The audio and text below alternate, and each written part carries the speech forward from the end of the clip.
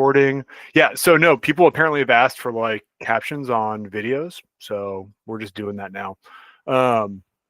So obviously, please introduce yourself, and then we'll get down to the business. All right, thanks for having me, Eric. Pez, Unholy, living in Florida now, from Pittsburgh. Been playing old school for fucking ever. So obviously, I think what we should really do is just have a recount of Mano's podcast and just go through round by round, or we could talk about the food, the planes, the all the things surrounding LobsterCon. So I want to start with that. Now, my question is: did you fly Southwest? No, I didn't fly Southwest. I flew. Thank goodness. Delta. Okay. What was it?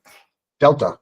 Oh, Delta. Okay, I think I flew Delta as well. I know you're a man of taste, and I know that you've done this in the past. Did you upgrade yourself to business or first class for this flight? Dude, it's like 3 hours. There's no reason to at all. I think I disagree because sometimes those business class upgrades are super cheap. I mean, yeah, it's 3 hours, but like sometimes like the business class upgrade is like $100. Well, $100. If I would have looked for $100, well, obviously that's the move. I mean, that's nothing. But you like sometimes you can just like sneak it in there. Like we booked everything super last second. Anyways, I'm like the biggest procrastinator when it comes to that. And we got wicked lucky on the plane.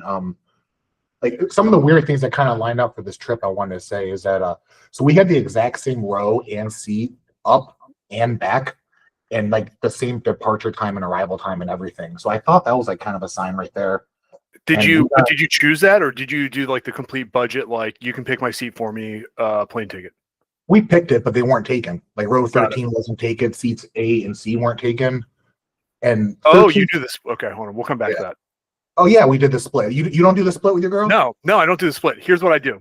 First off, I don't book any of this. Courtney's in charge of all that. Second, if I'm flying solo, absolutely not. I'll pick a aisle seat. I don't care if it's like if it's a 2-3-2 situation. I'm usually on the 2 side aisle, just so I have like easy like egress to the bathroom and back, especially on long flights. But if it's me and Courtney both flying, if it's a 2-3-2 setup, we are A and B. We are the 2 seats next to the window, 100%. I don't do the split because if somebody sits there, then it's not worth it. Well, someone sat there both times for us, and I just told them to go by the window, and that was fine. We try to roll it out, Oh, okay. So you're yeah. And I prefer aisle seat too because I like to be in control of me getting up to take a piss, or I guess exactly other people's are too. I have not had a bad flight experience recently, but Courtney flies for work, right? And so one time, so if they're over a certain amount of hours, they can just like upgrade themselves to business class or whatever. It's on the company. But she was flying back from like Florida or something like that, and she got stuck between 2 fat people, and like literally their fat had like rolled into her seat where like she could not fit in the seat. She like had to talk to the flight attendant and be like, "What do you want me to do here?" And they like ended up having like the one fat dude sit up so that she could sit in the seat, and then like was locked in the seat because of the fat people. And I'm sure that nothing. Like I was like, hon, you got to complain more. Like it's not your fault.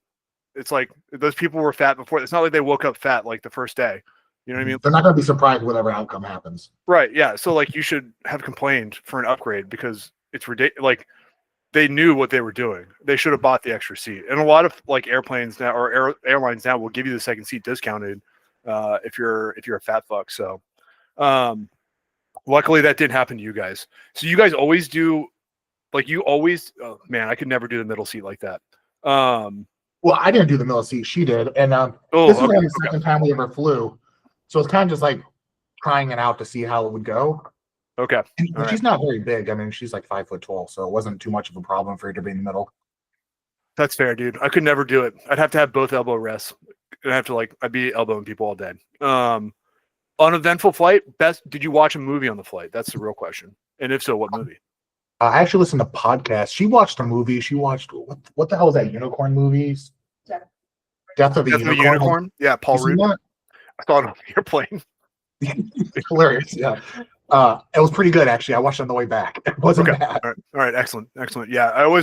Movie choices is an interesting one because like a lot of the airlines have like a pretty decent selection. And if you have 3 hours, you have time for maybe 1.5 movies. So it's always a good question to ask people. I've got a lot of good movies on flights. A couple from I watched Dune on coming back from Europe, and that was awesome. It's like 3 hours and change. Yeah. Did you watch both parts? I have seen the thought afterwards. Okay. I haven't seen them. Yeah. Gotcha. I really like them.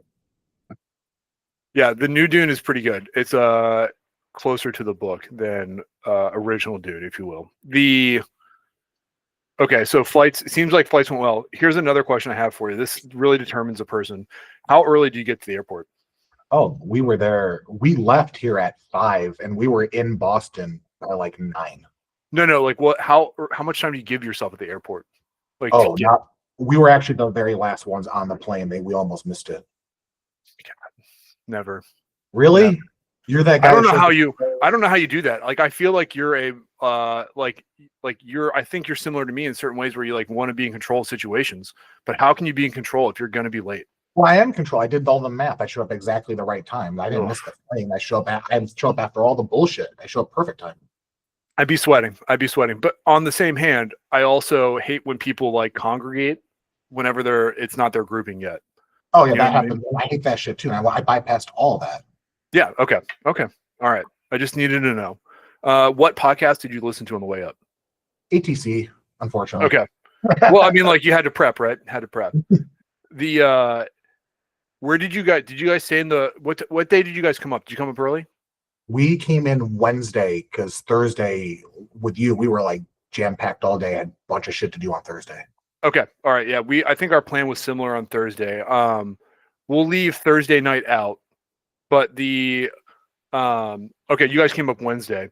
Did you guys stay in this group in the hotel, like the one that had the group rate? We got so lucky on this Airbnb. I said we booked it late. So the Airbnb we booked had actually got listed for the first time ever on Airbnb the day before we rented it. And it was some woman that like moved in with her new husband and like just is renting her place out. And we were the third person ever to like rent it there. It was fucking awesome. Amazing. Yeah, it was a little bit underpriced and it was a little bit like she was new to it. It was awesome. It was a great Airbnb. Dude, I tried for the Airbnb, but like there was one listed like on MIT's like campus or like right off of it. But it must have been cross booked because they ended up refunding me, which kind of sucks. But yeah, okay. Did you guys do anything Wednesday? Did we run into each other on Wednesday? Wednesday was like a long day for me. Oh no, Wednesday was like because we got there so early. That's our day for grocery shopping, getting supplies, hit dispensary, all that shit. Okay, let's talk dispensaries real quick. How do you think that you guys have dispensaries in Florida? You guys legal down there yet? So we have dispensaries. It's non-recreational. You have to have medicinal. Okay. All right. But you've been to other dispensaries. What did you think of the Boston ones in comparison to like Colorado or out here in Washington? Okay, as far as weed quality, mm-hmm. Boston has some of the fucking best weed in the planet. Absolutely rivals fucking California. I think those two are absolutely the best place. Like Boston weed is crazy good, like really high percentages, over 35% on a lot of things. Price super affordable. We bought 3/8 for $50 total of like 35% weed. It was crazy. Yeah, that is a really good price, honestly. Mm-hmm. And this was like there was other deals to be had. Like I just you can only smoke so much in like 4 days between the two of us. But I love the dispensaries in Boston. We had mapped it out beforehand. Like when we landed, we were able to get breakfast, go to a smoke shop to buy a glass piece, hit the dispensary and a CVS all like before checking into our Airbnb. Okay, so you guys like planned it out. You guys had a plan. Okay. A little path and everything, man. I think Boston's dispensaries are competitive. The pricing was definitely on point, no doubt. I think if I was going to rank weeds, not that I partake, but I think Northern California, then Oregon, Washington, I'm going to group them together, and then literally everybody else. But I feel like Boston, for some reason, is in the top 5. You know who's actually the worst? Arizona and Nevada. Yes, I agree with Arizona that we thought. Yeah, Arizona, Nevada, pricing insane. Quality also not very good. But that's my experience is only like going by shops in Vegas and just being like, this is not it. Anywho, okay. So you're all set Wednesday. You said you bought groceries. Are you telling me you didn't eat out 5 days in a row?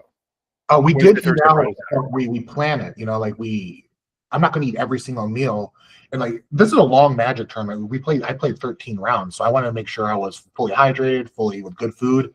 So yeah, we went to the grocery store, bought rice, Ezekiel bread, some different types of like ground meat, like ground lamb, ground burger, and everything. And every morning, Beth prepared my breakfast before the tournament. Every night when I came home, like I had a cooked meal. And then you eat out, like I took her out and stuff. You got it right. Right, you have to.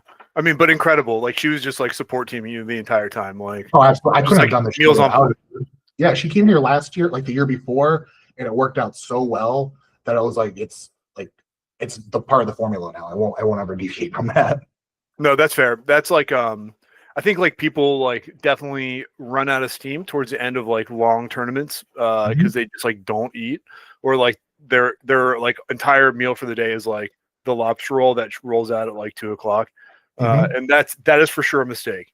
For sure a mistake. I saw it in my opponent's faces. I mean, well, and other people competing too. It's like that's a long ass day. It was 9 rounds the first day, and the next day you have to plan your meals. There was a place right around the street. Like I saw a lot of people get the lobster rolls. I opted out this year because I wanted just to get meat and rice. And there was a place 2 minutes walking distance that had like tandoori chicken and a bunch of different proteins and rice, and it was like $9. And oh yeah, you told me about that place. Yeah, I didn't see anybody else eating there, and I was like, I ate there 4 times. I mean, like, don't get me wrong. I like a good beef and chicken or rice and chicken. That's what I eat most days of the week. It's definitely not what I'm eating if I'm going to an old school tournament, but I understand. We may have been coming from different places on this one. Okay, so that takes care of Wednesday. Thursday, did we set up? Did we set up Thursday during the day, or was it Friday? Yes, it was Thursday during the day. Yeah, it's always. But you were there before me, so like, oh, yeah. I don't know. Yeah. I had half that place moved before you guys showed up, man. This is I think the 4th year in a row I've done it. It's part of like the formula of showing up for lobster hunt is make sure I'm there the day before to set these tables. Dude, the recon was smart. Like, I had never been to the Dante before, and I thought it was nice to help set up so that there was enough room between the aisles, because that is probably the most important part. The table is almost irrelevant.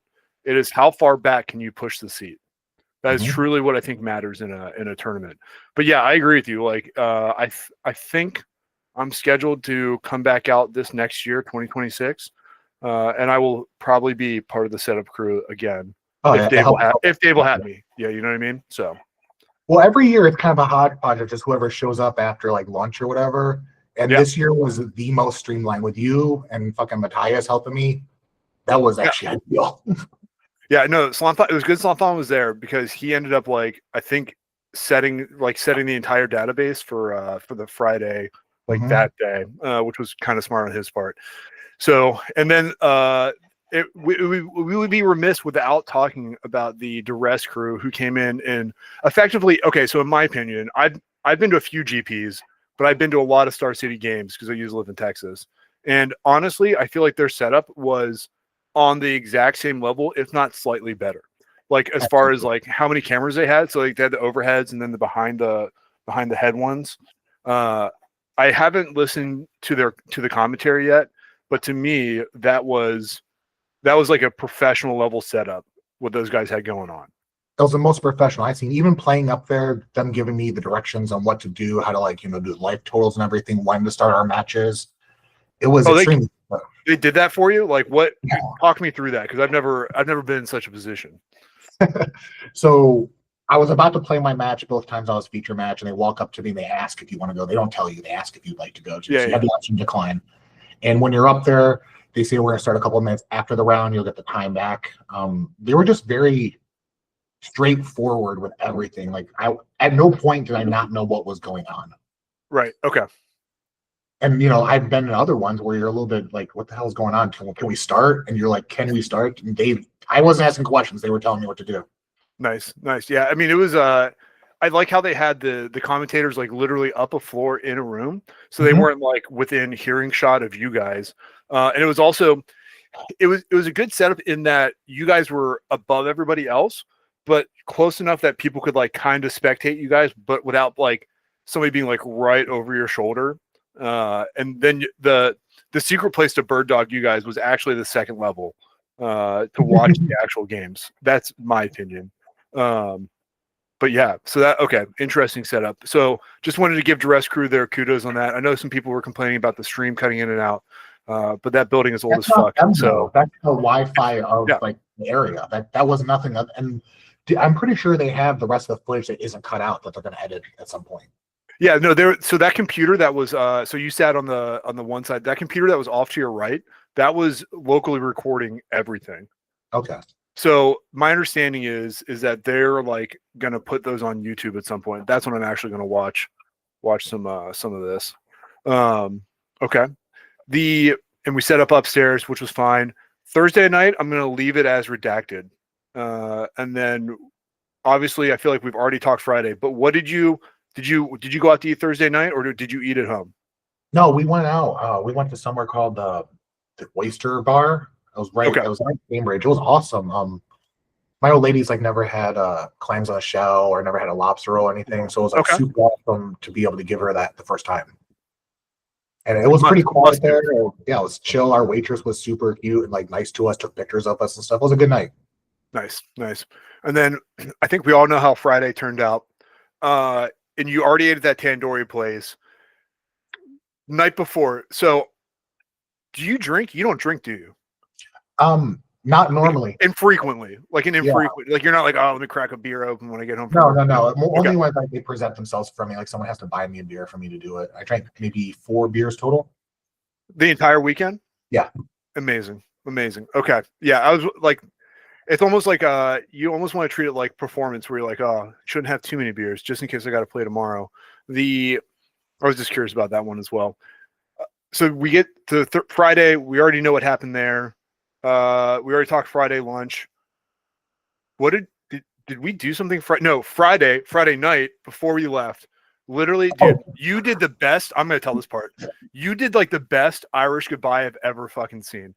You literally, I was just like standing around like doing nothing, and you literally like be like straight lined from your table to the judge and was like, I won.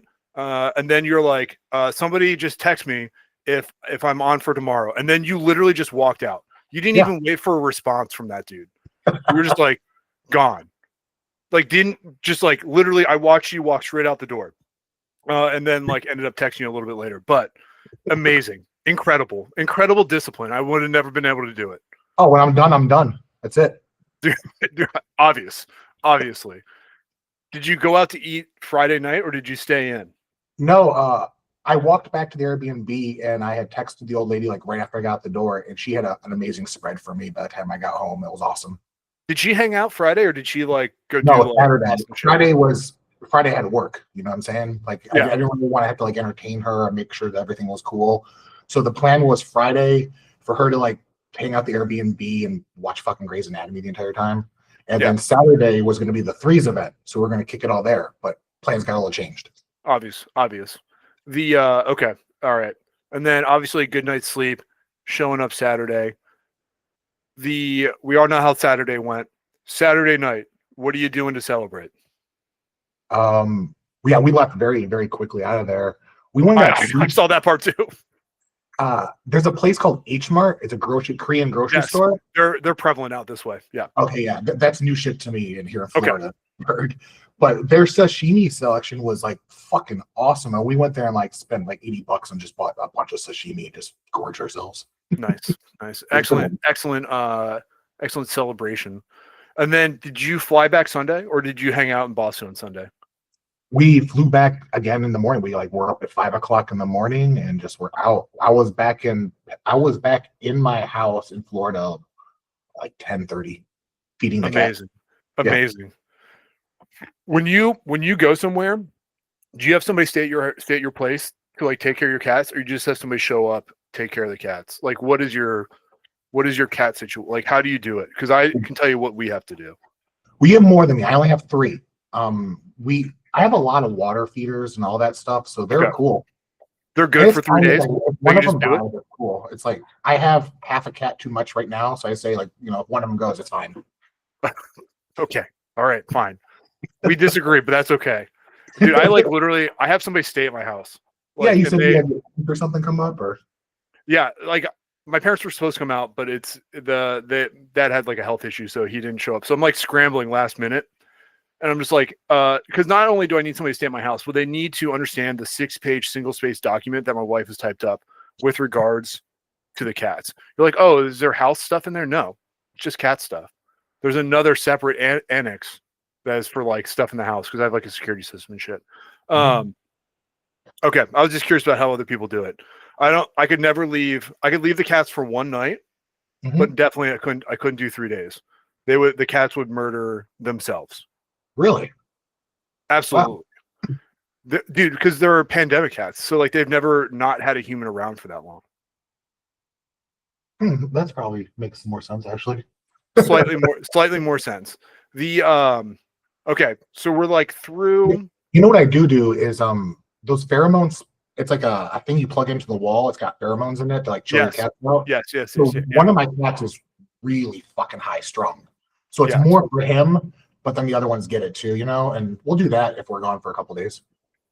That's a smart move. We've tried that in the past. We just like our house is probably like 400 square feet too small for 5 cats. Like we need another little bit, but it is what it is.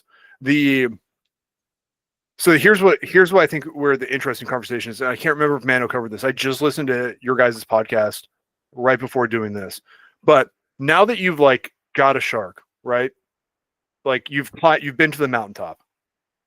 What is next? Like is it going back to Europe to, like I was having a discussion with a couple other people like what like in golf, right? There's like these majors, right? So it's like I don't know. It's golf shit. I don't fucking understand half of it. But there's like some big tournaments that are like important, but they're not like more like they're not worth more points than other tournaments. It's like they're just called the majors.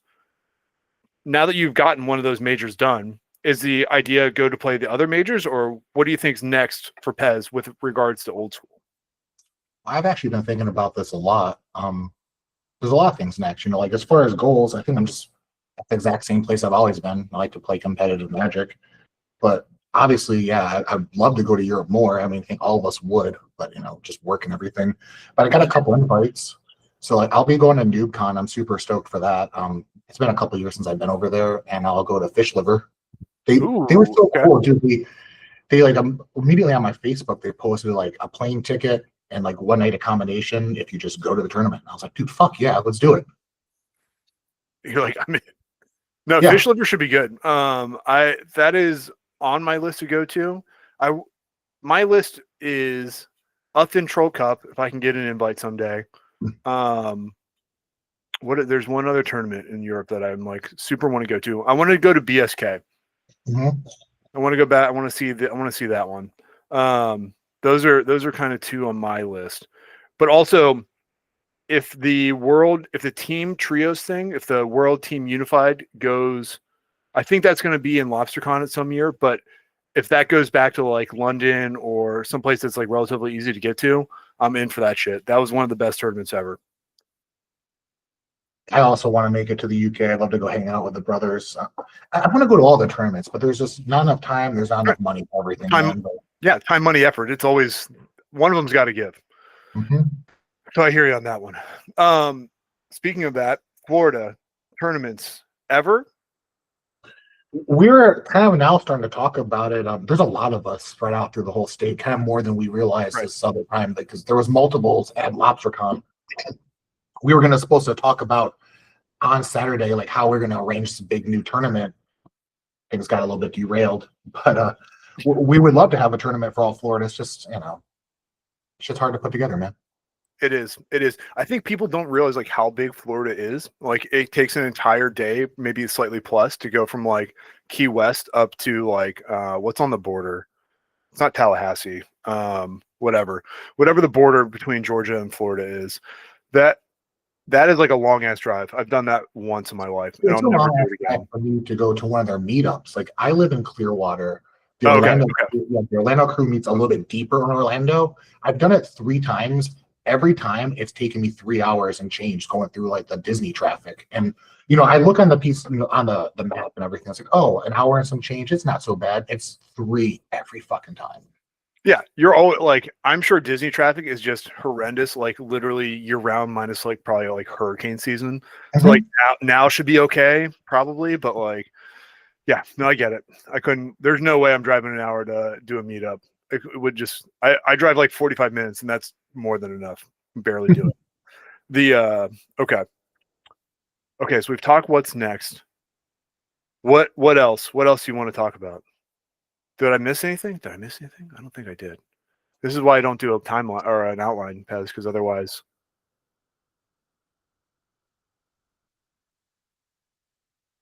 I'm looking at my notes. I think we hit everything. I think we hit everything. Here's the real question. What do you think Mrs. Unholy's best moment from the weekend was? I know she's probably somewhere in the background, but like what she's like an outsider, right? So like I would say that it is uncommon for the significant other to show up to an old school event, let alone a large one where like you're like running and gunning, right? So would she do it again? B, like for a third run, what do you think her favorite moment was? I think she really liked the sushi. Good. Good. Now, Did she play any Magic while she was there, or did she just like she's not? She has zero idea how to play Magic. She has not even understanding of anything how it works, which is probably really funny. Like the first year she was there, she showed up during the pre-moderns. I started walking around, and we walked through like tables 1 through 8, and she just sees 16 dudes staring a hole through a fucking table, and she's never seen anything like it before. She's like, "This shit's serious." Yeah, the card flicking. There's probably some snapping of cards as it hit the table. Yeah, absolutely. I mean, it's got to be great to see your husband win the whole fucking thing, right? Like she was right next to the stage, that's got to be it. It's got to be. It's got to be the one thing. My favorite moment, dude. I hear you. Like I try and talk Courtney into like coming to like any of these things, like even like driving down to Portland or like Sean's event or whatever, just to like hang out. And she's like, no fucking way. She's like, absolutely not. And then like so we were in England for a little bit afterwards, and like she met Jonas like in person, and I like think I maybe convinced her that if the Brothers of Fire hold an event, that I could convince her to go with me to that event, but probably not another event. That's it. Probably just that one. Just that one event, but she met the person from. She met one person, and she's like, he seems nice. I was like, okay, that's all I can really ask for. That's all I can really ask for. And she like recognized his voice on Mano's podcast when he did an interview with her. So like, yeah, that's it. That's all I can ask for. It does make traveling so much easier, man. It was like, because if you don't have your girl with you, you either have like your traveling buddy from the tournament or you're by yourself. And I've done a lot of these just by myself with headphones on. Dude, I'm kind of a lone wolf. I'm part of it. So I'm not going to ever room with somebody unless I have to, like at Chalice, right? Yeah, exactly. Me too. And if there was like a luxury option at Chalice, it would depend on the price, right? To like have like one person in a room, 2 people in a room instead of 3. I don't know. I'm not sure what that price would be, but the other like if like people were like, oh, let's get a room. No, absolutely not. I have to sleep. I cannot be up till like 2 a.m. all the time, or I'm just like a monster of a human being later. Well, I've done the party house before, like multiple times where I'll get the house with 10 people, and I am always the dude up at like 3 o'clock in the morning, pacing around. And fucking Dom Dodder also, for some reason, is never ever asleep. So the amount of conversation I've had with him at like 4 o'clock in the morning before tournament. But yeah, so I'm done with that. I get my own Airbnb now. Now the old lady's with me. I sleep. Yeah, good. Yeah, it's not even like I still go to bed later, like, but there's no noise, right? Like when I'm ready to go to like it's my action. So like I'm always like if I'm ready to go to bed, I'm going to bed. If I want to stay up, I can stay up. I can't do it. I just can't have a roommate anymore. I can't be woken up if I'm asleep and someone wakes me up. It's like the rest of the night's fucked. Yeah, like definitely not. Like even if it's by accident, like like they just like stepped on something or whatever, it doesn't matter. Can't fucking do it. I'll never go back to sleep. Just too old. Okay. What else? There's got to be something else. There's something else I know I wanted to talk to you about, and this is why I probably should have a little timeline. What's your next big event? What are you going to? You got anything lined up?